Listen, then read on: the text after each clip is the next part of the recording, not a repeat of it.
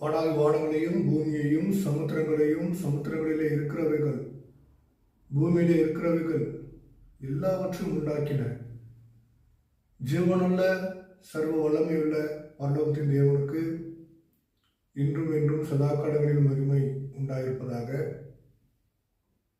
கர்த்தராக இயேசு கிறிஸ்துவனுடைய உயிர்த்தெழுந்த ஜீவனுள்ள பெயராலே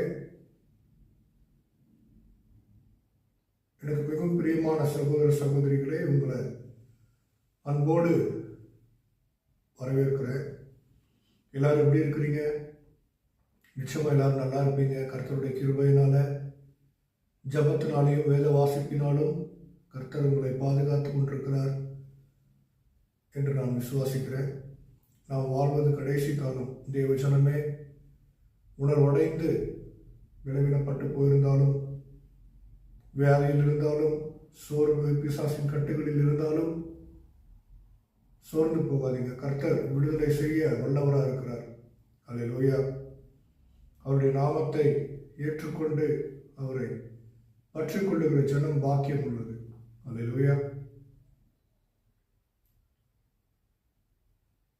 நாம் வாழ்வது கடைசி காலம்.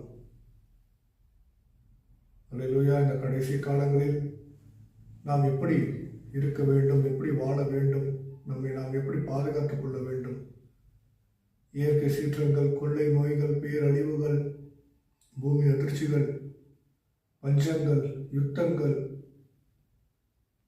எல்லாம் கர்த்தராகிய இயேசு கிறிஸ்து கடைசி காலத்தை பற்றி சொன்ன காரியங்கள் எல்லாமே இப்போ நம்மள கண் முன்பாக நடந்து கொண்டிருக்கிறத நம்ம பார்க்கிறோம் இல்லையா? ராஜ்யங்கள் எல்லாம்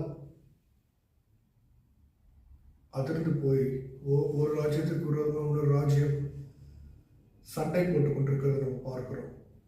ராஜாக்களை தள்ளி ராஜாக்களை ஏற்படுத்துகிறவர் நம் தேவன். ஆட்சி செய்கிறவர்கள் அதிகாரத்தில் அவர்கள் வருவதும் அவர்களை வராமல் விடுவதும் கர்த்தராக இயேசு கிறிஸ்து செய்கிற விஷயங்கள் தான், காரியங்கள் தான். ராஜாக்களை ஏற்படுத்துகிறவரும் அவர்தான், ராஜாக்களை தள்ளுகிறவரும் அவர்தான். அல்லேலூயா.